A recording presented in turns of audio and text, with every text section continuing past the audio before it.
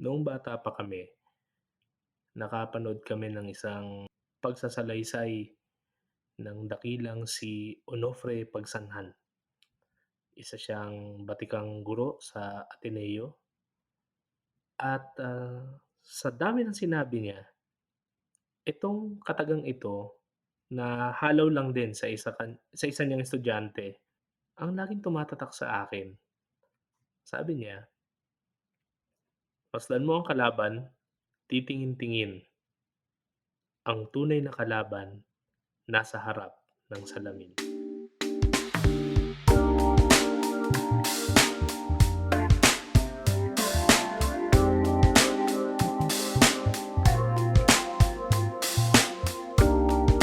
Magandang gabi po sa inyong lahat. Ako po si Russell Ako naman po si Lennon, at ito ang Tamang Usapan.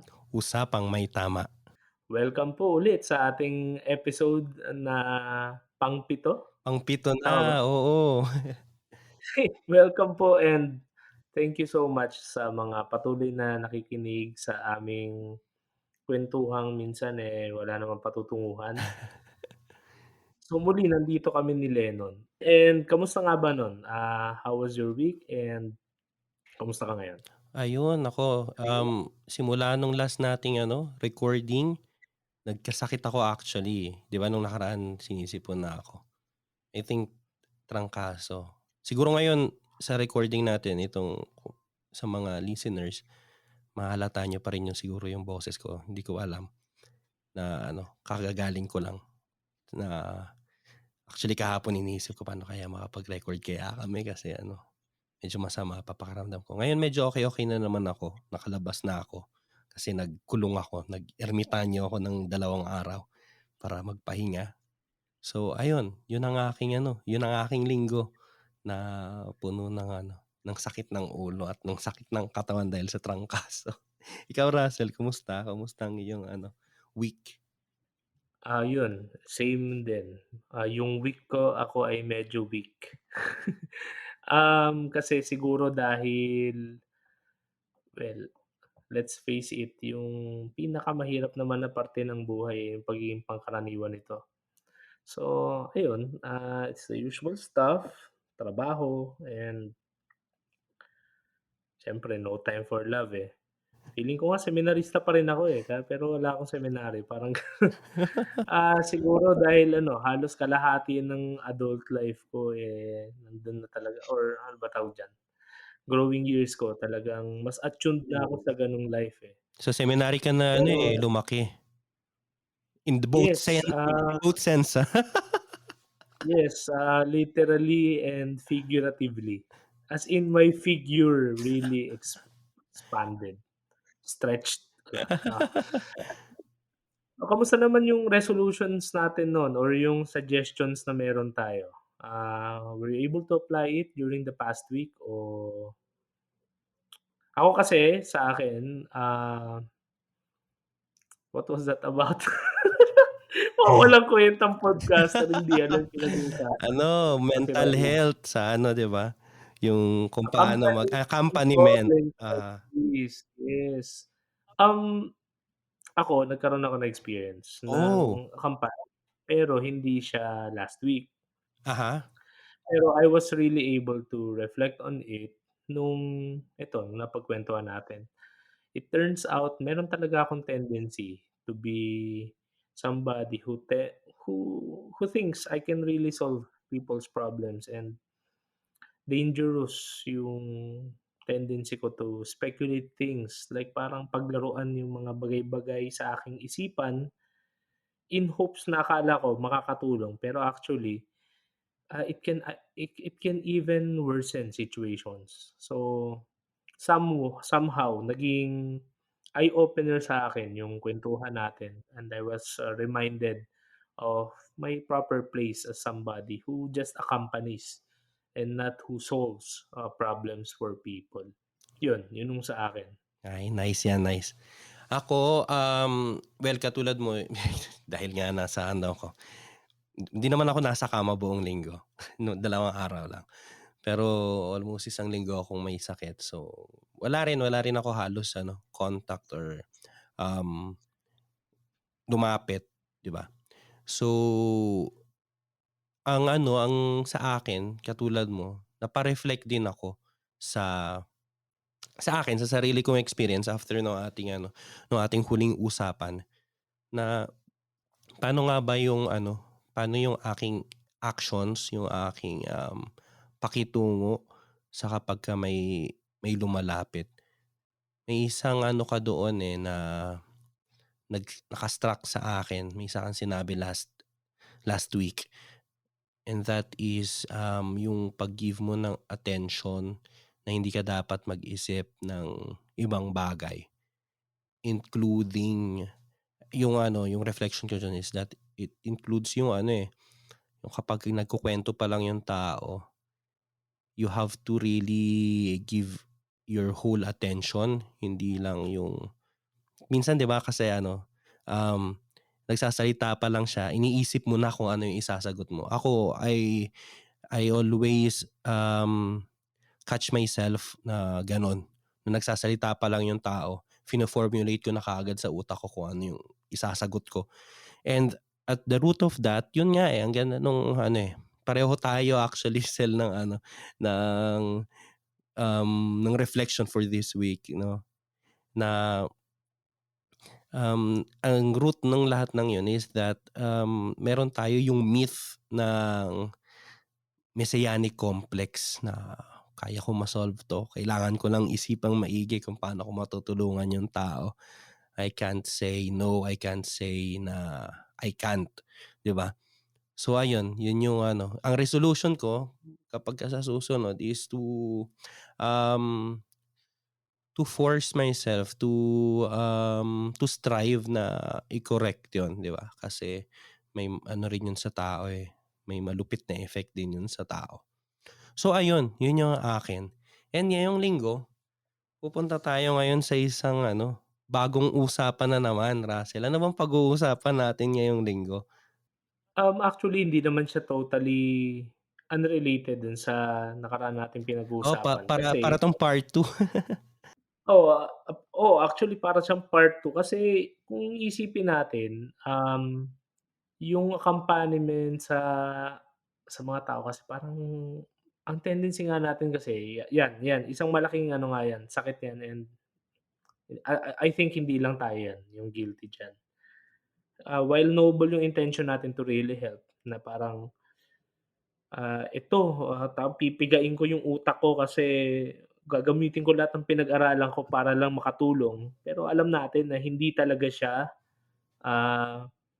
hindi yun ang hinihingi sa atin ng role natin.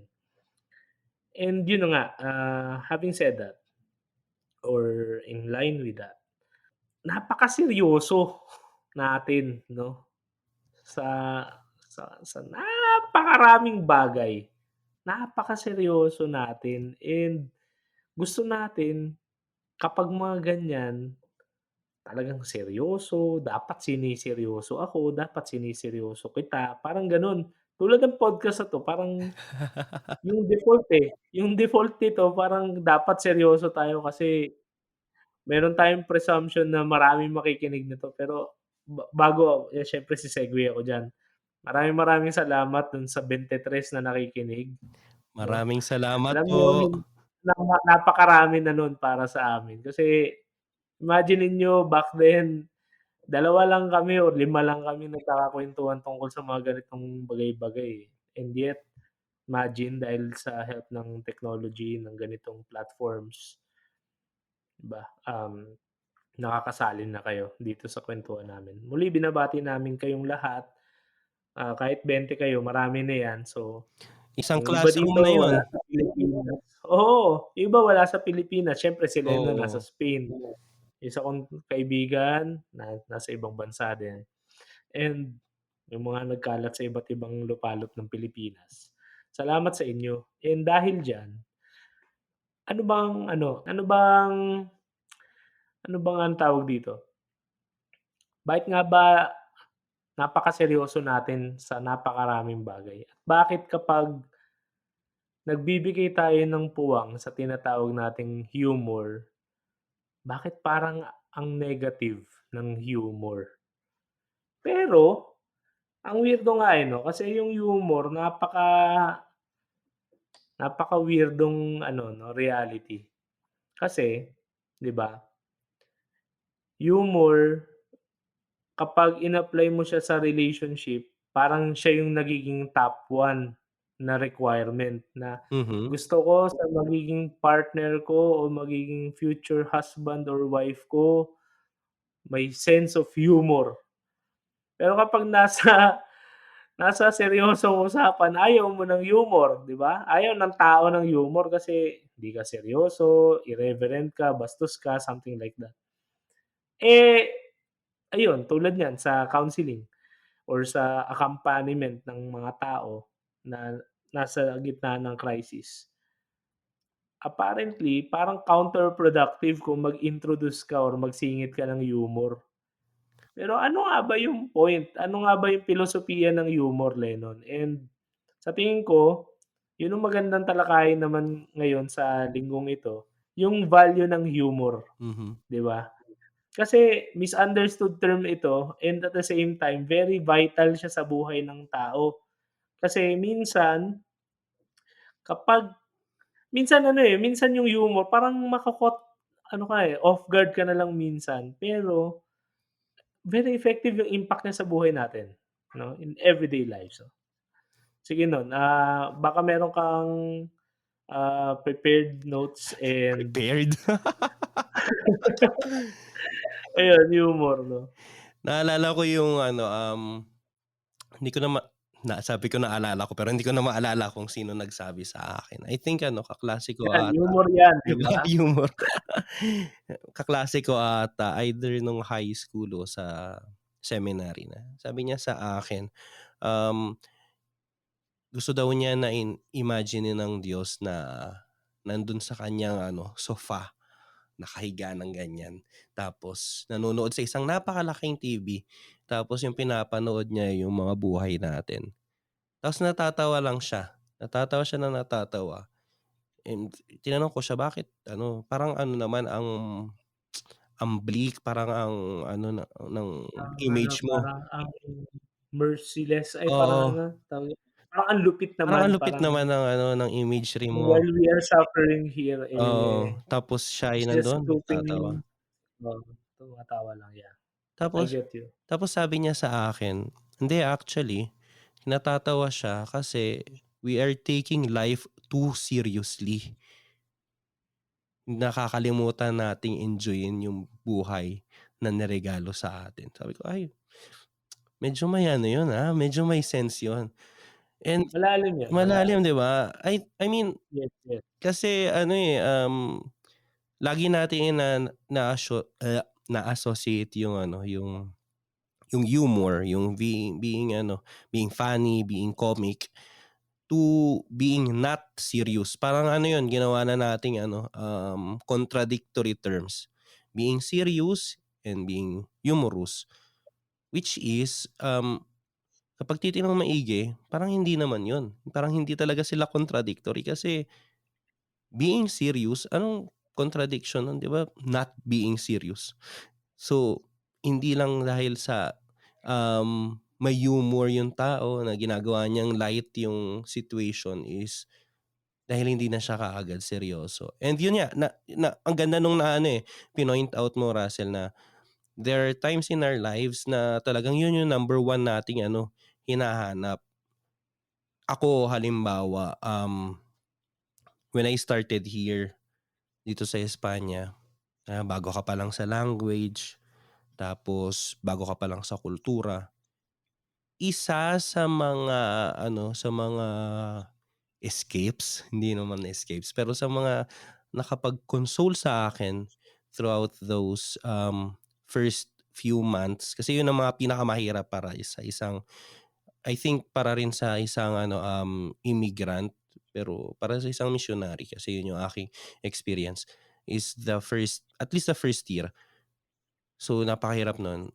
One of the things na nakatulong talaga sa akin is watching actually, comic strips o kaya mga panel shows ng mga comedians, ganyan. Especially, um na-enjoy ko ngayon yung mga British na mga ano, eh, na mga shows na ano, ng mga comedians and it really, lifted me up and at those times, 'di ba?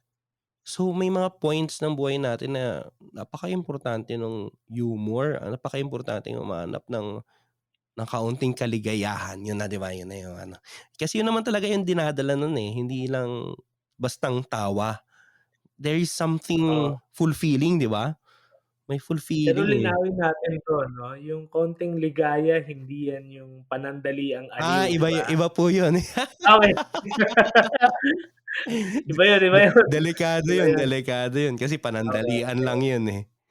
Pero Yes, ayun, yes. yun nga yung ano, yun yung naiisip ko dun. Lagi nating kino-contradict, parang magkalaban lagi yung to take things seriously and to take things lightly, to bring, humor to life. Which is para sa akin hindi naman siya hindi necessary na ano, eh, contradicting yung dalawa, eh. What do you think, Sel? Siguro ang nakikita ko diyan is the problem of language. Um, Yun nga, eh, yung point mo nga dun, I also somehow I agree with that na may tendency tayo na i-equate yung being humorous to being not serious or, simply being funny, something like that. I mean, there's no wrong with being funny. There's no wrong with being not serious at times 'no. Yung siguro yung sa practical ano dimension, siguro yung too much Haha, 'no, siguro yun yung ano, yun yung na exaggerate ng mga tao. Kasi, um, ako, since siyempre kuwentuhan 'to, eh, marami ako experience niyan. ayan Ang isang tayo. experience ko dito, sa seminary, meron kaming ano, eh, parang formal kasi yung monthly meetings namin para siyang business ano, Oh, business meeting parang ano tawag diyan, hindi kami sumusunod dun sa Robert's Law pero very formal siya kasi may minutes of the meeting kami tapos talagang i-a-acknowledge ka talaga parang gentleman from Taguig City, parang gano'n ba? wow! Oo, pero siyempre it's by designation, eh, Uh-huh, by that time hindi ako nagkakamali, kung hindi ako Dean of Music parang Dean of Liturgy yata. ah, So, lahat ng offices, siyempre kasi practice yun, eh. Para kang yung seminary nga kasi sa mga hindi nakakaalam baka akala niyo dasal-dasal lang o ano lang mga ginagawa ng mga seminarista diyan. It's actually ano, talagang training ground siya sa real life ng mga pare and isang aspeto na hindi mo matatanggal sa priesthood or religious life is administration. So, siyempre kapag meron kang office para kang nagwo-work sa tinatawag na curia. Parang Curia member kasi dean kami dun, eh, 'di ba? Imagine dean, pero wala na, it's only in the name pero wala, kumbaga ano ka lang dun, officer in charge, kumbaga person mm. in charge ka dun. So, ang tendency ko ay mag-a-announce ako, pero in the end ngingiti ako and talagang kino-call out ako ng rektor ko. Ibig Sabi niya sabihin gano'n kaseryoso? oo, kino-call out ako kasi sabi, "Next time kung mag-a-announce ka especially kung mga seryosong bagay, huwag kang ngingiti sa dulo."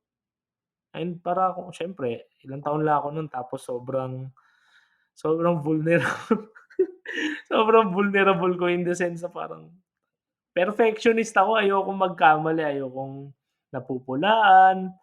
Talagang ano, typical Russell na ano, typical BS ni Russell nung time na yun. Alam nila yan.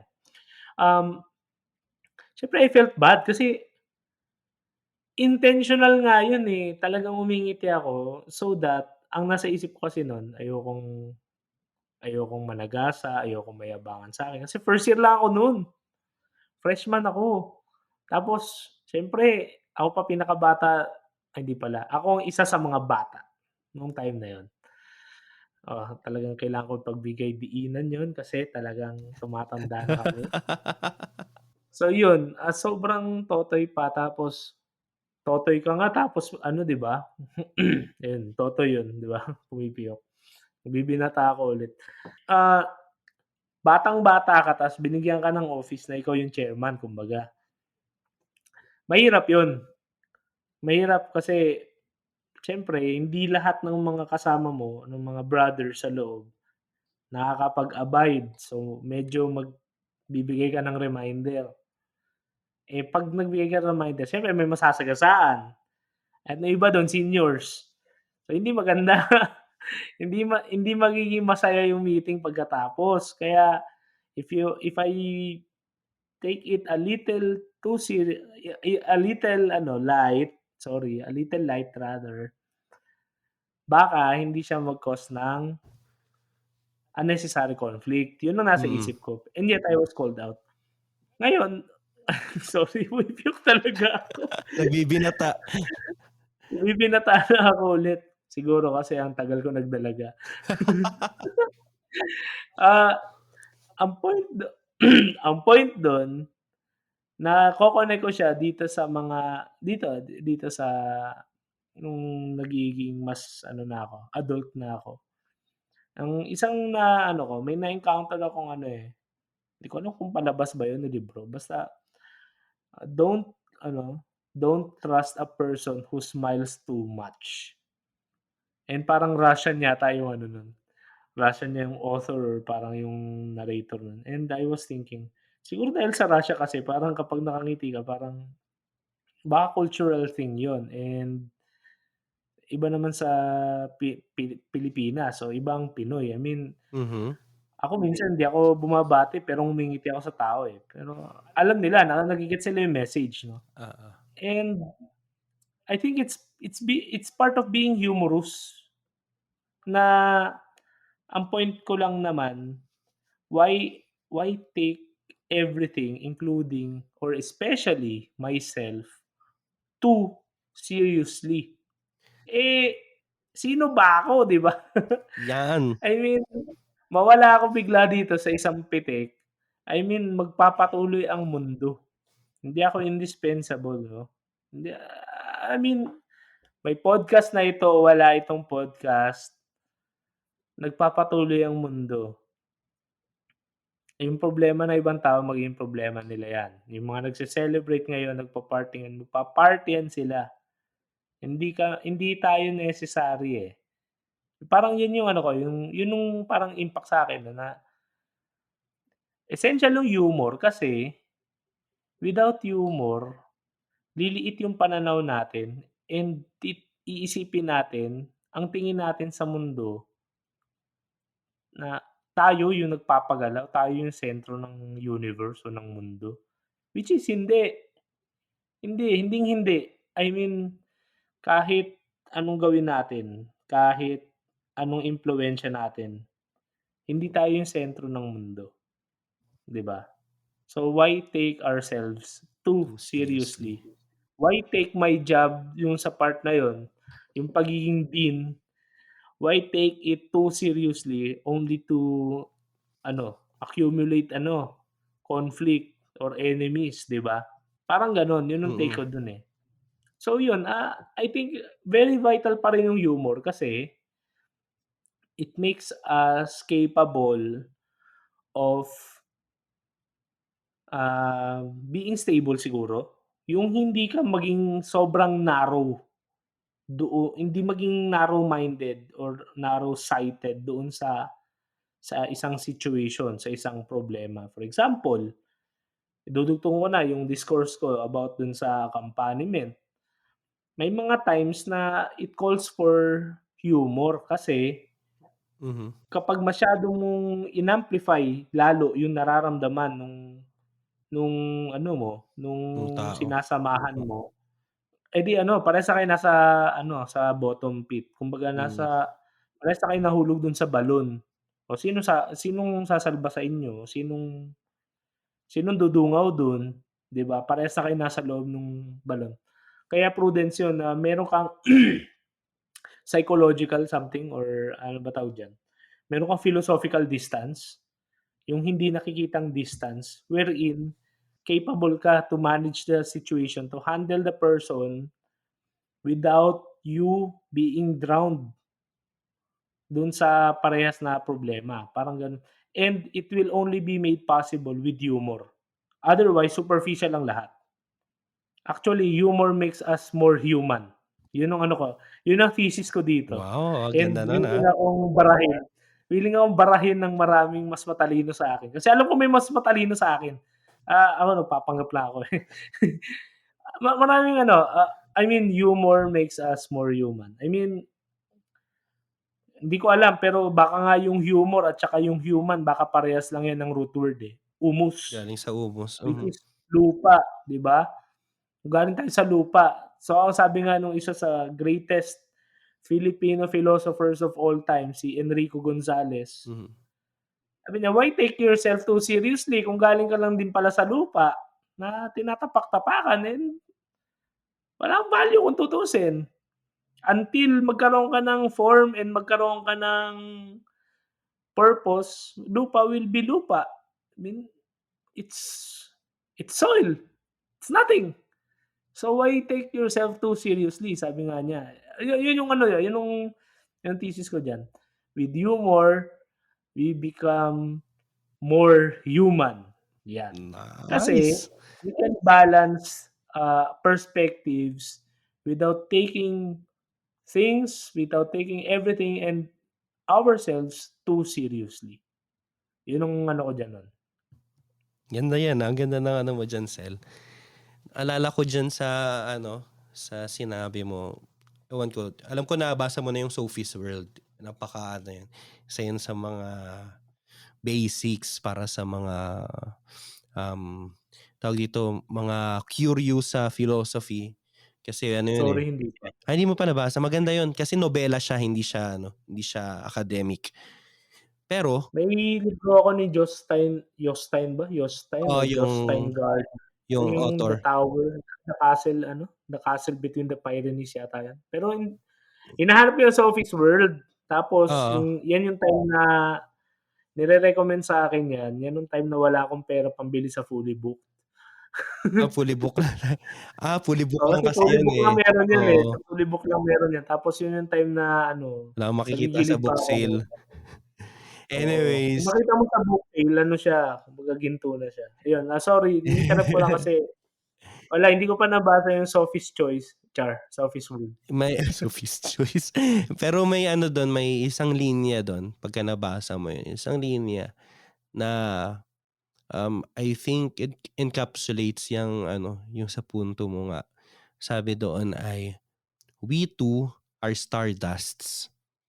Tayo rin ay parte ng cosmos, ng universe and dust, 'di ba? Napaka-ano nun, napaka-biblical din nun kasi from dust you are, 'di ba? Remember you are dust and to dust you will, return, 'di ba? Sabi sa atin nung Ash Wednesday.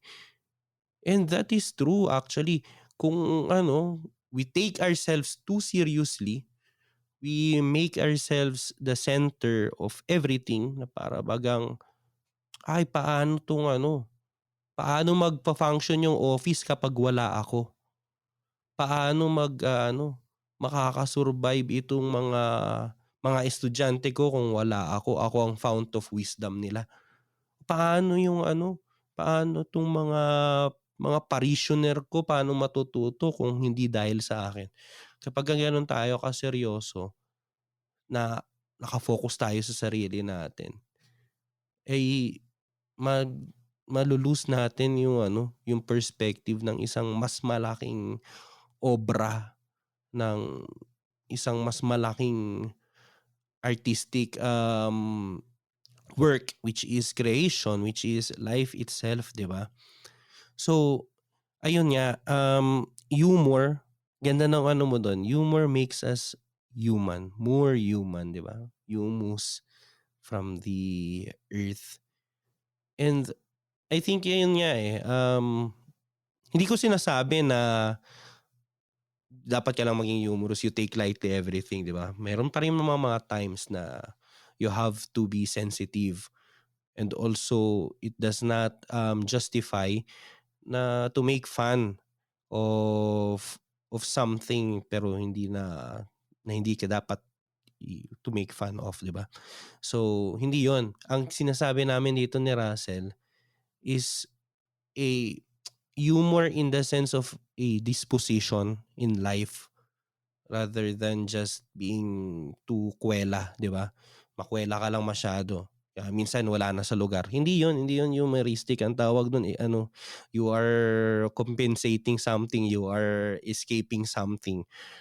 I don't know kung ano 'yun, pero yung humor na pinag-uusapan natin dito is a personal disposition in life na kung paano mo, tinatrato yung sarili mo, yung ibang tao, yung mga nangyayari sa'yo. And actually, humor in its one of its, best forms, best expressions, which is what we call comedy. Hindi lang siya basta-bastang ano, eh, tawa-tawa lang. Yung comedy, kapag binalikan natin yung roots ng comedy, which is Greek. Sa mga Greek ano 'yan, 'di ba? Mga Greek playwrights, yung mga pinakaunang mga Greek dramas. Comedy is actually more on satire, eh. Ano 'yun, eh, parang critic ng reality. So, you are making light of what is happening but also at the same time denouncing what the bad that is happening in reality. 'Di ba? So may ano 'yun, mayroon ding social ano, implications, hindi ka lang tawa ng tawa. So gano'n din yung ano, humor as a whole, comedy yung pinag-usapan natin, humor as a whole as a disposition. You take, life excuse me. You take life as your disposition towards life is that you are not the center. And in your disposition, you are also denouncing something that is happening in life na hindi tama. And by that, you are contributing din sa ano, sa iba, sa society as a whole din, kung paano natin susolusyunan ito. Ako, yun ang isa sa pinaka magagandang, characteristics para sa akin ng isang comedian. Hindi lang siya ano, hindi lang siya basta-bastang nangiinsulto, kasi iba yung pang-iinsulto, eh. O hindi lang siya yung mga katulad ng mga traditional nating slapstick comedy, yung pagka pinalo lang sa ulo tapos automatic na yung ano, yung record ng mga tawa. Pero when the humor, the comedy becomes also a social critic, that's something else, eh. Eh, kaso ang mahirap ngayon sa ano natin, sa current situation natin, we have become very ano, eh, very sensitive. Meron dito, may isa akong nabasang libro, ang description niya ngayon sa society natin is that we are now in the ang Espanyol kasi yun sabi niya, "Generación de Cristal", glass generation, kasi mabilis mabasag. Kaunting ano lang, joke lang, "Ay na-offend ako, na-offend ako." Offensive yan. So, lahat na offensive, lahat ika-cancel na natin lahat kasi wala ng ano, eh, wala ng lugar para sa isang healthy discourse ng comedy. Ito masyado na akong specific, okey, ng comedy which is also a social discourse, is social critic 'no? Pero ayun, so going back dahil ang dami ko ng Leo na pinasukan, eh, going back, yun nga ang ano natin dito, humor is a disposition in life. At ang ganda ay gusto ko lang ulit i-ano, i-emphasize yung sinabi mo, Sel, kasi nagustuhan ko yun, eh, that it makes us more human. I think also it makes us more human and more humane. I agree, completely agree. Tawag dito, gusto ko lang dugtungan din yung sinabi mo about, it makes us, more oriented sa life as it is. It's not how we simply understand that. Hindi siya purely subjective. Yun ang point. Yung humor, healthy humor, it makes us more human as far as our self is concerned, and it makes us more humane as others are concerned. Kasi, yun na nga, ang point lang ng humor kasi, papa-realize sa'yo na hindi ikaw ang sentro ng mundo. Paano? Kasi makikita mo yung comedy nga 'di ba, ang comedy nabuo yan kasi sawang-sawa na ang police, ang city sa tragedy. Kasi yung tragedy talaga, yun talaga yung pinaka ano ba tawag diyan, pinakahubad na pagsasalarawan ng realidad ng buhay. Aha. Tama, 'di ba?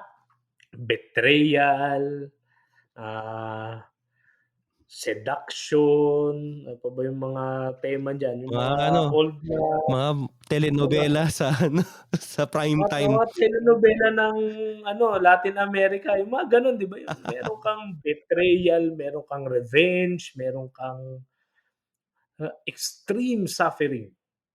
Life is suffering, life is so bleak, wala ng hope, parang gano'n. And here comes comedy, making you or making the police or the people look at that same reality but with a different lens. It's lesser serious. Kasi yun naman yung ano, yun yung reality ng buhay.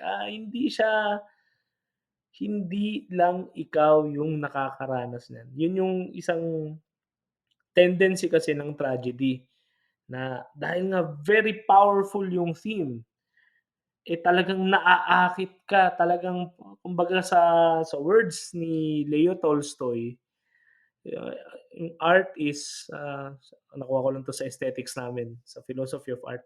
Art is infectionism or infection.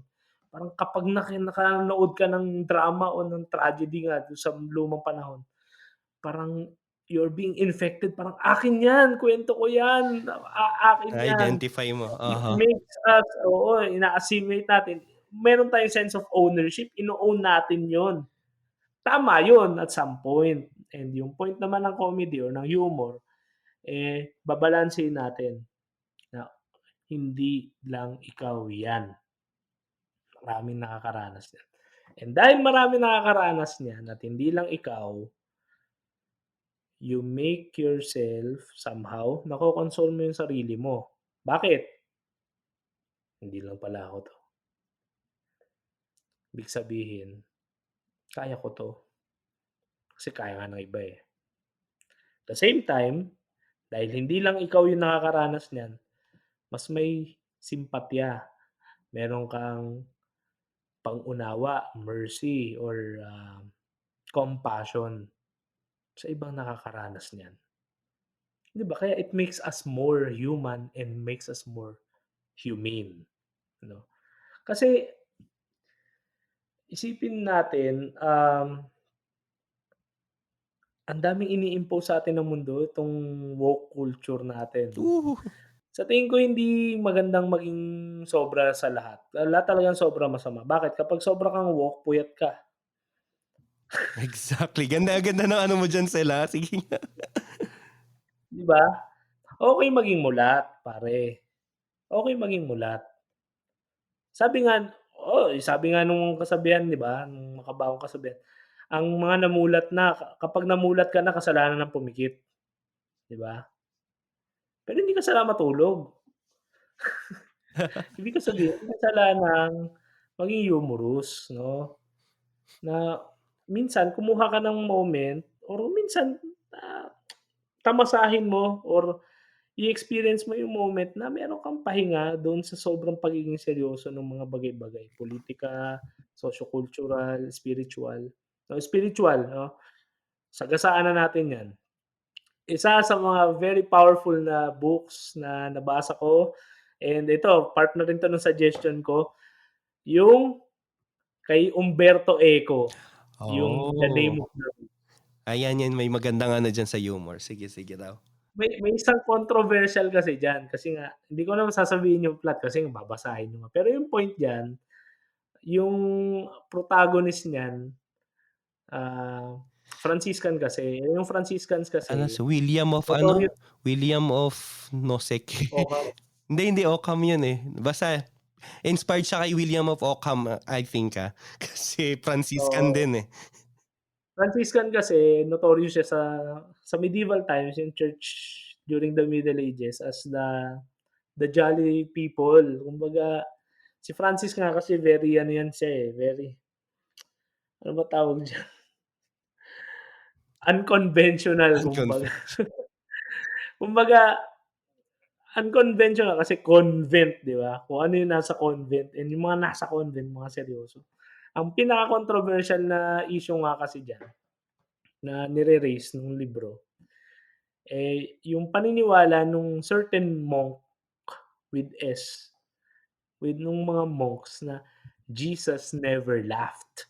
Oo, may ano yan, may, parang medieval ano yan, eh, may tendency sa theology na yun yung ano, Jesus never laughed. Actually, hindi siya medieval pare. If you will come to read yung even the Bible, 'di ba? Hindi, I mean, start ka lang sa Genesis, 'di ba, yung tumawa si Sarah, 'di ba? oo. Iba yung impact, eh.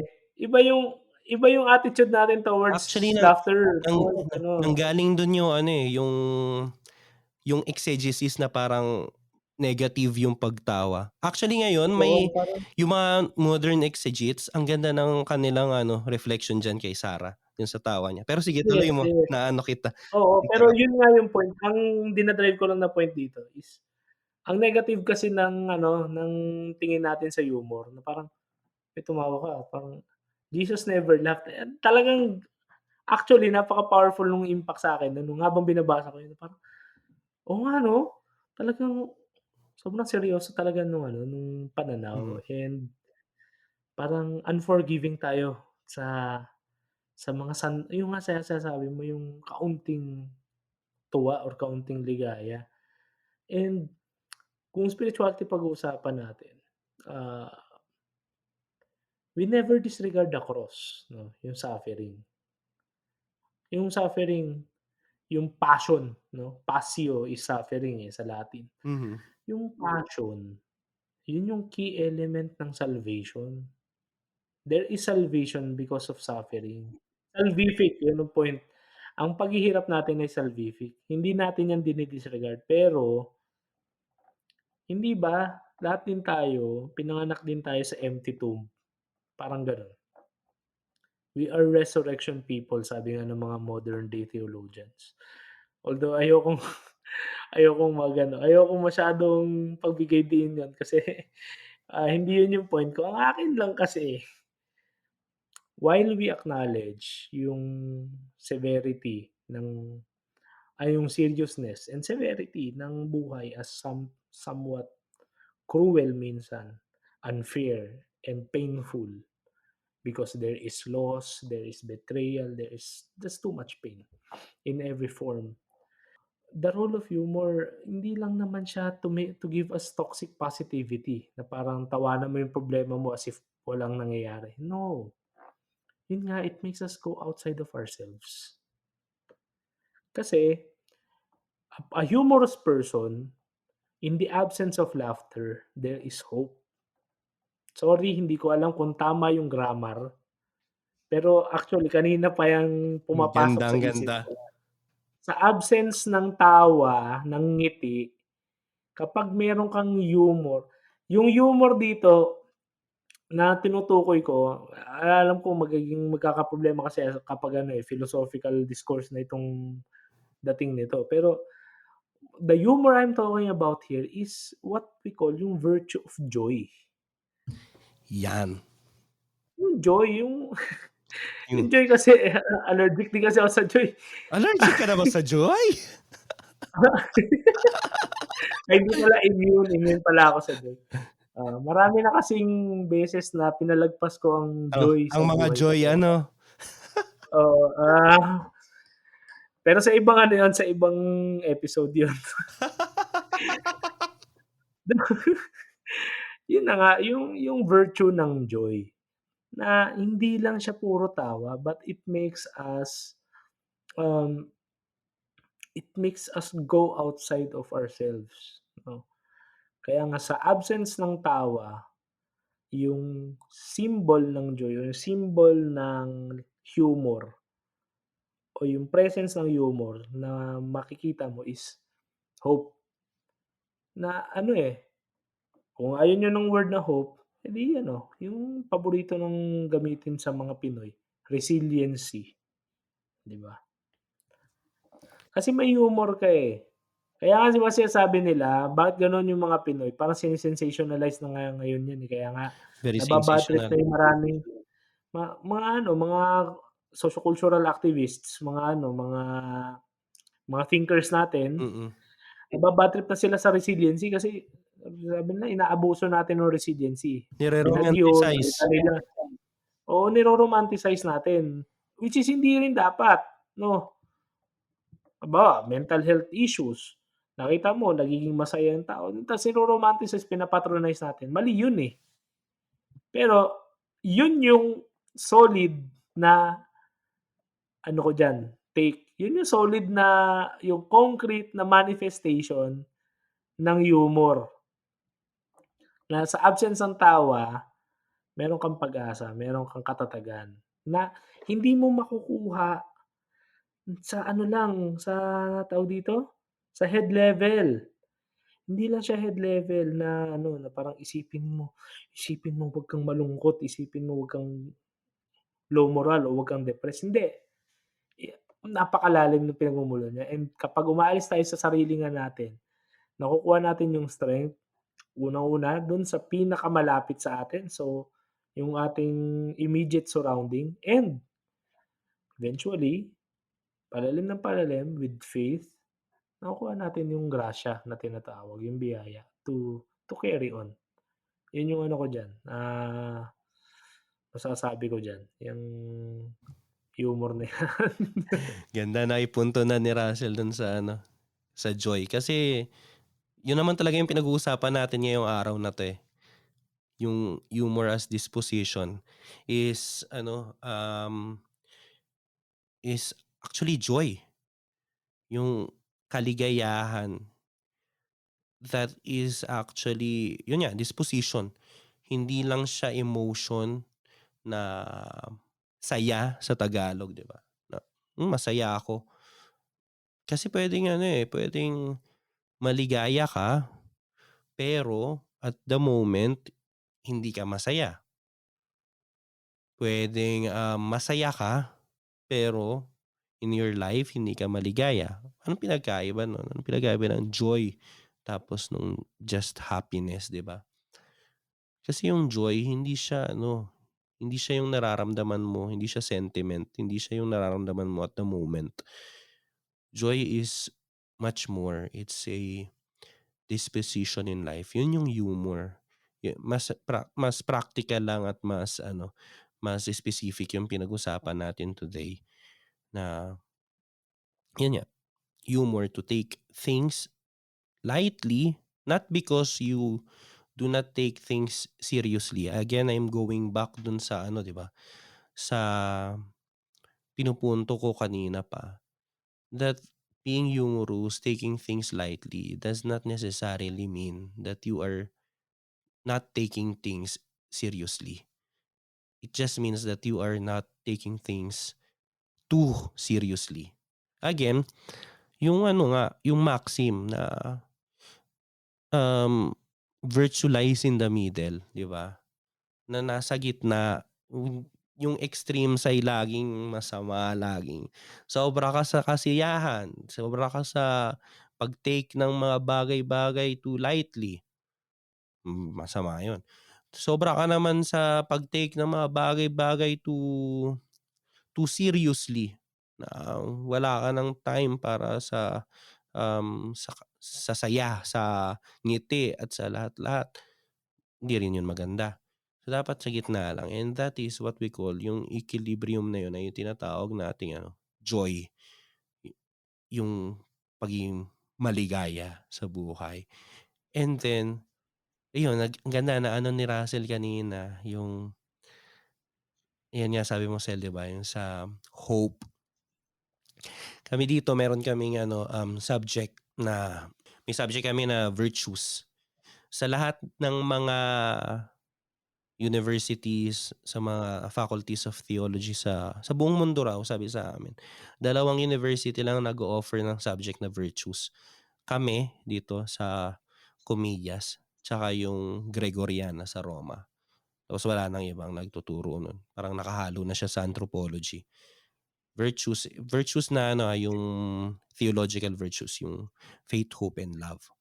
Nung pinag-usapan namin niya yung sa hope, maganda yung ano sinabi sa amin nung aming profesora na yung, Christian hope o yung hope in general, yun yung mas para sa panahon ngayon, yun yung mas hindi naiintindihan ng mga tao, including ng mga Kristiyano.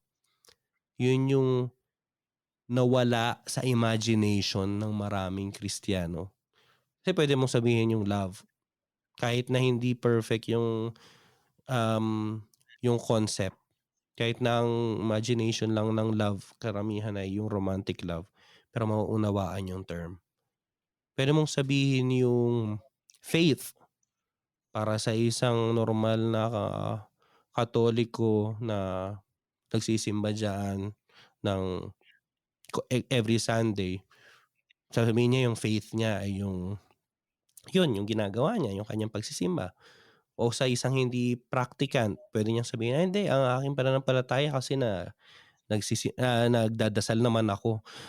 So, kada isa sa atin ay nauunawaan natin din yung word na faith kahit na iba-iba yung ating interpretation pero madaling maintindihan. Pero yung hope, yung pag-asa, minsan ang hope na lang natin ay yung progress, yung mapo-promote ako, yung tataas yung sweldo ko, yung, sa susunod na ano magbabakasyon ako sa gan'tong lugar.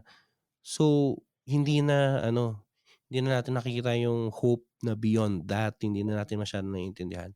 And ang ganda nung naipunto mo Sel, na humor actually is a sign of hope na, um, even in the face of the bleakness of life, sa mga nangyayari, kasi aminin natin sa hindi ano, ang buhay ay ano, ay minsan maaano ka na lang, mapapakamot ka na lang sa ulo at iisipin mo, "Ano ba naman itong buhay nating ito?"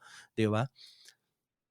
Pero humor, when you take things lightly, it's not because you are taking things not seriously, but because you are hoping that things will become better. It's a sign of hope. Ang ganda nung naipunto mong yun, Sel. Kasi yun naman talaga, I think yun yung ano, yung dalawang bagay na kailangan nating yung gusto nating i-ano, i-emphasize sa episode na 'to, joy and hope, 'di ba? Dalawang bagay, very common words, alam natin lahat yun ang meaning, pero at at the, at the most profound sense hindi natin maintindihan, hindi natin maano, ano ba 'tong joy, ano ba 'tong hope? Sana yun yung ating ma-recuperate. Ano ba talaga ang joy and hope, yun. I agree. Ang mahirap kasi diyan, kinain na tayo ng sobrang egoism. Yung sobrang ano, sobrang ang values na natin very egotistical na talaga. Minsan, in the problem of ethics, meron ngang ethical egoism, eh, tsaka psychological egoism.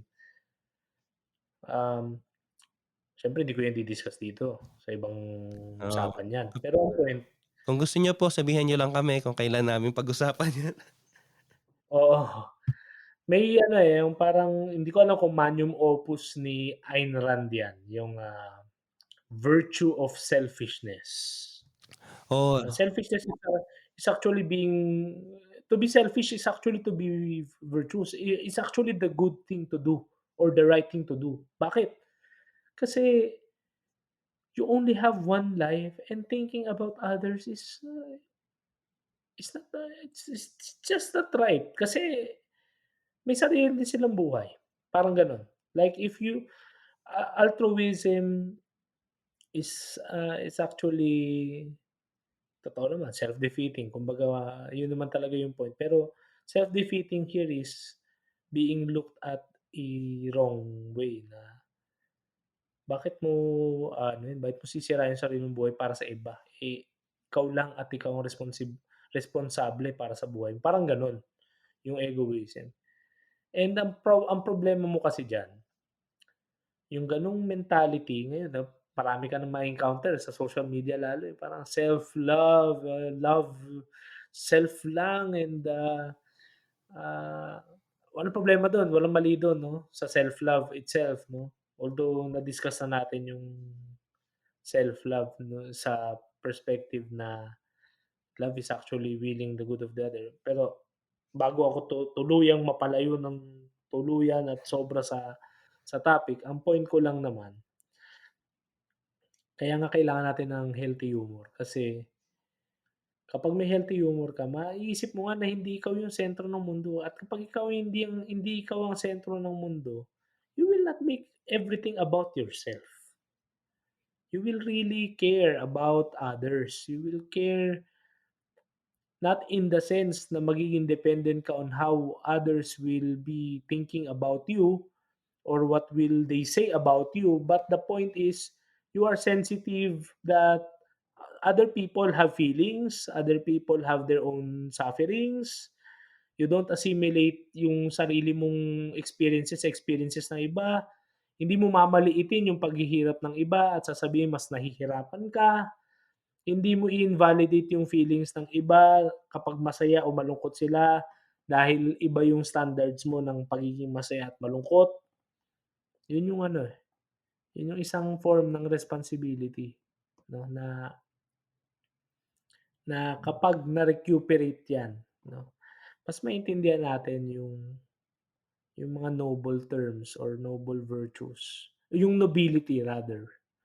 Kasi alam natin yung mabilis mabasa yung concept, mabilis mabilis maintindihan yung quote and quote "meaning" ng joy at hope. Pero yung nobility, yung mas malalim na Mas kahulugan malalim, 'no, at yung relevance sa buhay natin, yun yung ano, yun yung target nating matutunan diyan sa sa mga bagay na yan and yun nga, ang kuwan ko diyan, ang argument ko diyan, it will only be made possible with humor. So, 'yon. suggestions. Suggestions. Investments, isa lang ang suggestion ko. Yung isa dito, isa nga lang 'no. Ang isa lang, eto nakuha ko 'to sa ano, nakuha ko 'to sa isang mentor ko at kaibigan dito sa trabaho. Ang sabi sa'kin nung aking kuya, si Kuya Tristan, sabi niya, "Huwag mong papalagpasin ang isang araw na hindi ka tumawa." So yun lang ano ko, yun lang ang suggestion ko sa inyo.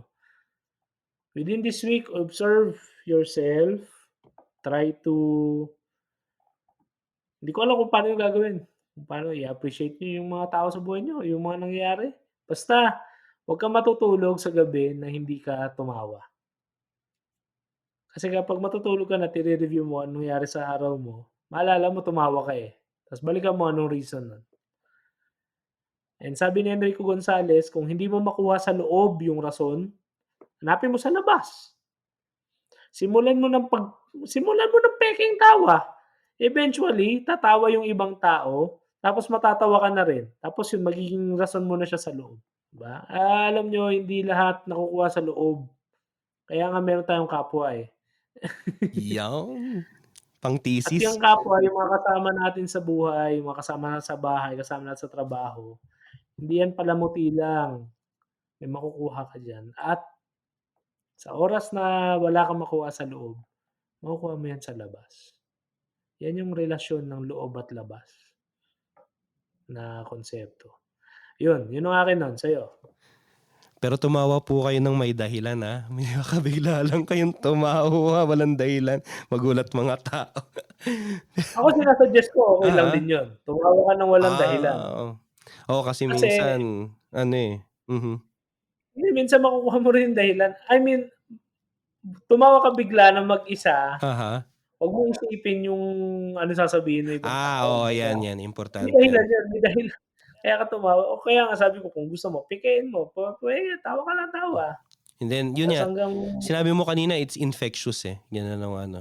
Although it's oo, art is infectious, gano'n din, pati yung ano 'di ba, laughter, it's infectious, contagious yan, 'di ba? oo, yeah, Meron niyang laughter, studies sa ano, sa comedy na when well, ako kapag nanonood ako mag-isa ng comedy natatawa rin naman ako minsan, ng ako lang mag-isa, Pero kadalasan mas matatawa may mga jokes na matatawa ka lang kapag may mga kasama ka na tumatawa din. Kapagka ikaw lang hmm, mag-isa, you find it funny pero hindi ka tumatawa ng audibly, 'di ba? Pero yeah, kapagka may nagsimula, may kasama ka, may katabi ka tapos tumawa siya audibly, mahahawa ka rin, tatawa ka rin audibly. So tama yung ano ni Russell kanina na it's actually infectious nga. So ayun, from that, affirmation that, laughter or excuse me. Laughter, joy in general is infectious. So ang aking suggestion naman is at least for this week, So kung mako-continue mo, better. Pero at least for this week, try to just share things, especially, um, well, interpersonal din, importante rin 'yan. Pero especially ito para sa suggestion is para sa social media mo. Just try to share things that will infect joy.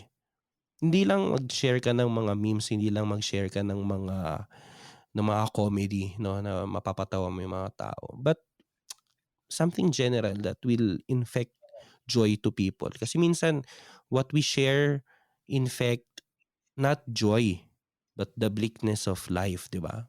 Masyadong mga rants, um, mga reklamo mo sa buhay, mga galit mo, mga sama ng loob mo, kahit reklamo mo kasi, na-late ka sa trabaho. So, ano muna, tigil muna tayo ngayon lang, isang week lang. Try mo lang mag-share ng something that you think that will infect people with joy. And then after that, after this week, you review yung mga, ano yung naging effect sa'yo. Kasi puwedeng hindi naman masyadong viral nga yung tinatawag natin na mag-post ka ng kung ano diyan tapos hindi naman gano'n kabenta. Kasi, aminin natin minsan hindi mabenta pagka joyful. Tignan mo sa mga balita, pagka ang balita ay joyful, something to be happy, minsan hindi mabenta. Ang hinahanap ng mga journalist minsan kung ano yung mabenta, kung ano yung may mga issue, may mga drama. Pero just try it and then later review what it how does it affected you yourself na paano pag nilay-nilayan mo maigi, ano yung naging feeling ko habang ginagawa ko 'tong experiment na 'to, tawagin nating experiment na 'to nitong linggo na just to share things to infect people with joy. So yun ang aking suggestions, kaisa-isahan lang na suggestion. nagiging praktikal na tayo, Oo, kasi nung mga una mga ano tayo, theoretical tayo, parang ayan same medyo na parang ano na, same kami, parang, nagsa-suggest kami ng mga bagay na hindi namin gagawin. 'di ba? Ito, Kasi nire-review na suggest natin magagawa every week, namin. kaya kailangan Yes, ano, kailangan ng pagre-review 'no, oo. sa sarili. And dahil diyan, yun na nga, thank you nun sa iyong mga insights ngayong gabing Sa'yo ito. din Sel. Babalik lang ako dun sa ating opening statement. Sabi ni Onofre Pagsanhan, "Masdan mo ang kalaban titingin-tingin, tunay na kalaban nasa harap ng salamin." Walang ibang responsable sa ating joy, sa sarili lang natin. So, kung pipigilan natin ang sarili natin na magkaroon ng kaunting tuwa o ligaya sa buhay, hindi natin talaga mararamdaman o matatamasa yung hinahangad nating saya. So, it's a disposition at the same time it's a decision, 'no? May Wa nabasa nga ako, nasa novitiate ako kasi nasa novitiate ako, na-depress ako dun, 'di ba? mm. Sabi niya maraming mga taong nasa bilangguan pero masaya, pero maraming taong malaya, wala sa bilangguan pero mas masahol pa sa bilanggo yung nararamdaman nila. So, walang ano, walang walang ibang responsable nga at at some point yung decision to be joyful, yung decision na yakapin yung joy sa buhay natin is dependent sa sarili nating disposisyon. Dahil diyan, hinga isa po naming bukal sa puso naming hinihiling sa inyong lahat na nakikinig nito, na sana po kayo ay maging masaya at kung matagpuan ninyo yung isang daan sa buhay, yung crossroad kung saan papapiliin kayo, sana piliin niyong maging masaya. Kasi Yan, tiwala kami, 'yan ang gusto din sa inyo ng lahat na nagmamahal sa inyo, eg maging masaya. exactly. So ayun nga po, para sa mga listeners namin na nagngangalang Joy o Ligaya, para sa inyo 'tong episode na ito. And Of course, also, at the time of recording, um, March 19, although Sunday pero traditionally Saint Joseph.